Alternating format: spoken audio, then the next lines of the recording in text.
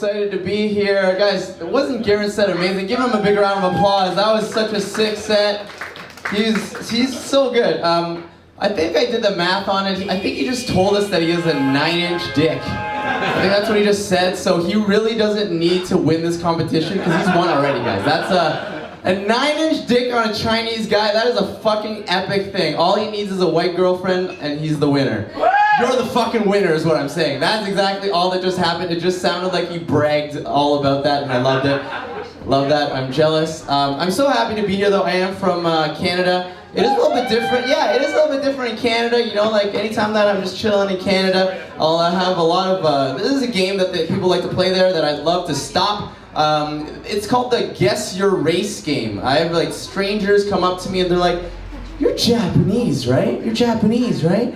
And I don't know if this ever happened to you guys. It's a little uncomfortable, right? Because I just have to be like, "Oh, actually, I'm not." And then I go to like try and explain to them what my race is, and then the wife would be like, "Oh, actually, I think he's Korean. I think this guy's Korean for sure." They're like trying to talk it out, you know, trying to figure out what's correct. And then a third person kind of like gets out of nowhere, is like, "Actually, he's from the Ming Dynasty." I was like, the first two are offensive, but that one's not even offensive because my Chinese name is Ming, and Dynasty is my stripper name, so it works out pretty good. Yeah, all right. Hey, lap dances. I could do this shit. I might have to earn it though, right? That's what we're doing. Yeah. Did you just raise your hand there? Is that what's happening? Is that why you sat in the front row? Is that what you want right now? But my name is Anto Chan, so it's like ants like the insect, toe like my foot, and Chan like my face.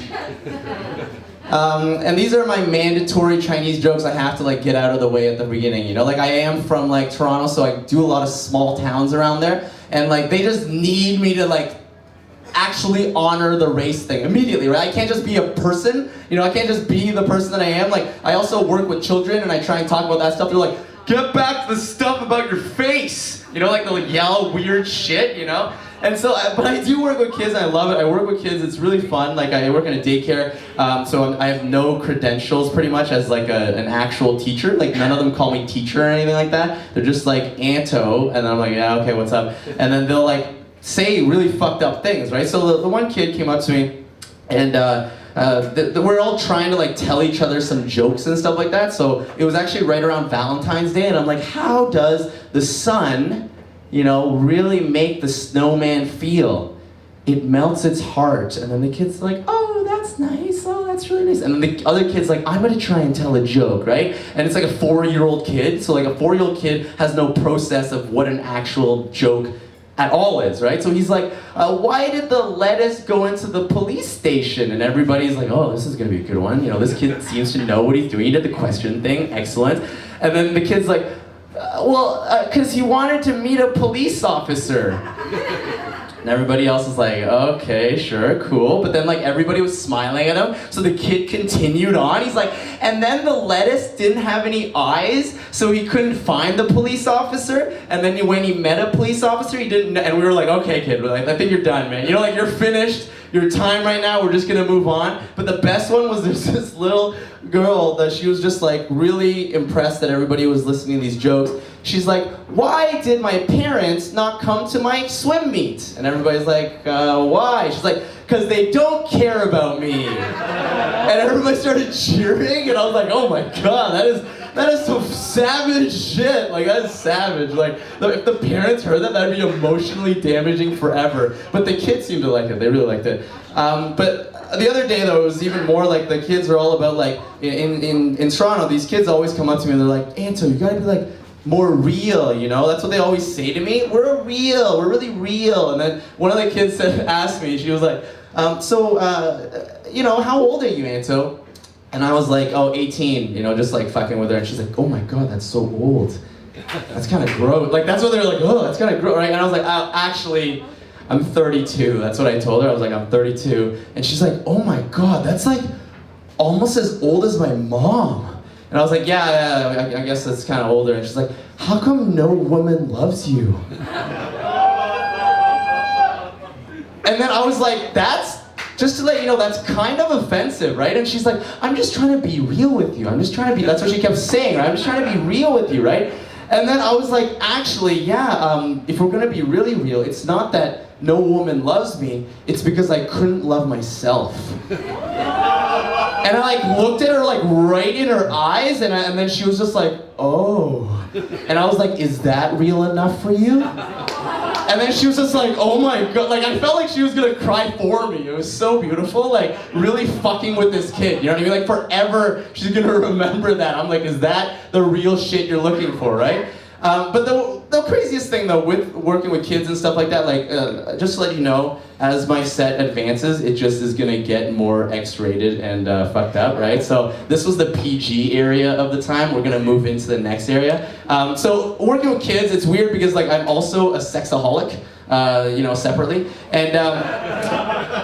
So, and people ask me like, what's a sexaholic? And, you know, like they'll think they're funny asking that, and I'm like, you don't know? It means you're addicted to sexahol. It's just like, you know, and then people are like, what? What's that? I'm like, yeah, I really enjoy fucking in hallways. Like, what are you talking, like, don't you know what this is, right? And the idea though is like that people feel like I'm comfortable about talking about sex, right? Like, I still remember I had this girlfriend, and what was crazy was I really enjoyed like fooling around and that type of stuff, but we also like, how do you know, sir? Are you in a relationship right now? Is this no? Is anybody in a really committed relationship? By a round of applause, anybody out there? Yeah. So how do you guys know, like in the bedroom, what makes it so that you are feeling like this is like advancement in the relationship? You know what I mean? Like, what do you guys think? I'll let you take that one. That's always the answer. Can you please answer this? Oh my god, I don't want to handle this one. Let me tell you what I think it is. I think it's when you finally decide that anal is a possibility. That's what I think it's deciding. And I know that sounds uncomfortable, but it's just something that's very, it seems like advancement of relationship, right? That's what I think. That girl is disgusted right now. She doesn't even want to listen to the rest of this.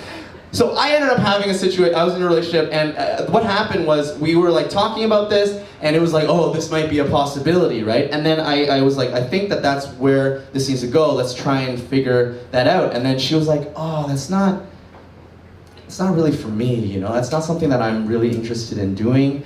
And I respected that. I totally respected that, and I was like, that's totally fine. She's like, how about we role play? That's what she said, right?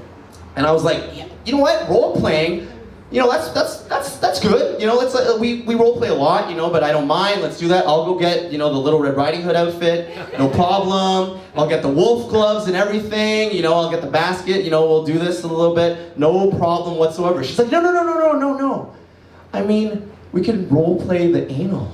I was like, what does that even mean, right? Like, that made no sense to me. But anybody that's been in a relationship for a long time, when the lady suggests any type of, literally anything in the bedroom, you're like, yes.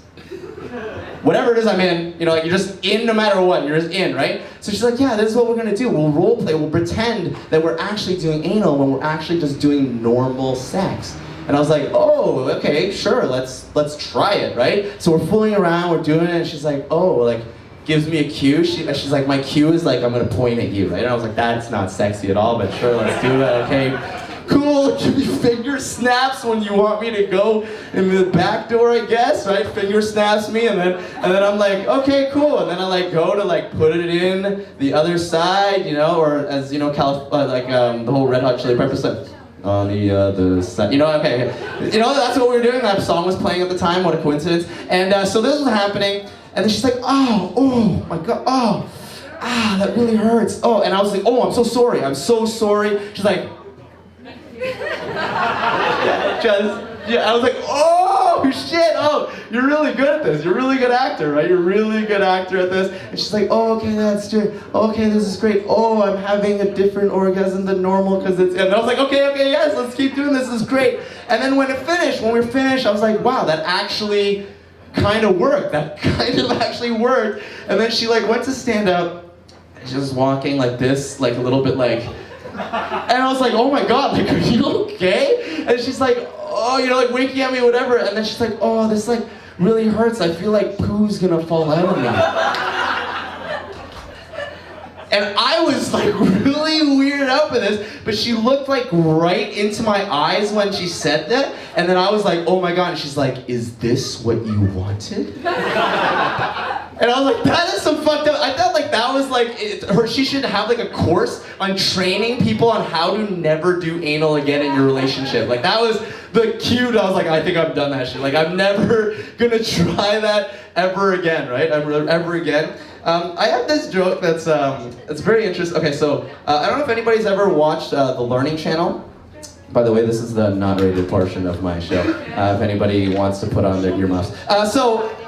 I was watching the Learning Channel, and there's a lot of weird documentaries on there, right? But there was a documentary, if anybody's ever seen it, it was actually called Two Bodies, One Soul. That's what it was called, right? Two Bodies, One Soul. It was about these two conjoined twins. They actually were connected here, and then the bottom half of their body was connected, and then they were actually here, and they each had like one arm, and then had two heads. Brittany is one of their names, and Allison. I did the research, and it was really interesting though because they each had their own hats, and like they had to each get a driver's license. It was very like intricate the way that they like lived their lives, right? And it was amazing seeing them shoot a basketball. I was like, that's some like fucking teamwork, right? That was amazing, right? But the craziest thing was actually Brittany, who was clearly the better looking one of the two.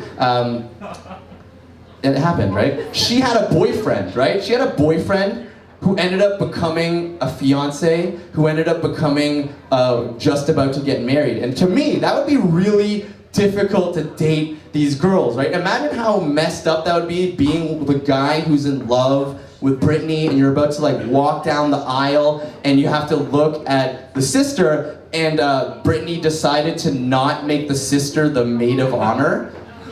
Like, how weird would that be, right? But the most messed up part to me would be like the wedding night. Like how crazy it would be, you're like bringing her home, you know, and you're making sweet love to the woman of your dreams, the most beautiful woman that you've ever cared for. And at the exact same time, you're also raping your sister-in-law. That's so messed up, right? I'm not even, that's so fucked up to the point, it's like, and at the same time you're confused because you're like, oh my god, this is like, I've always wanted to be in a threesome, but like this is like a really weird one, right? Like, so I have one last thing if you don't mind, before I get out of here. It's really crazy being on the show. I actually used to live here in Hong Kong, and the hardest thing about Hong Kong, I don't know if you guys ever, the language here, Cantonese, it's literally the most difficult language in the entire world. I've never heard one that's more fucked up and difficult. Let me just, they actually call it Cantonese because you can't learn it. It's absolutely impossible. It's literally the most difficult. Let me break it down for you. The word gao, that means 9. The word gao, that means dog. The word gao, that means bother. The word gao, that means old. The word gao, that means dumpling. The word gao, that means enough. You could actually say, Yo gao go go gao, gao bei gao, gao gao gao. That's a fucking sentence, guys. What? All I'm saying is if you ever had 9 tall dogs that were bound to get an old dumpling, is that enough? That's how you would say it, just in case that ever happened to you guys. Just in case that ever happened. All right, guys, I gotta get out of here. Give it up for Tambi. Putting on this wicked show for us. Love this shit. Thanks, buddy.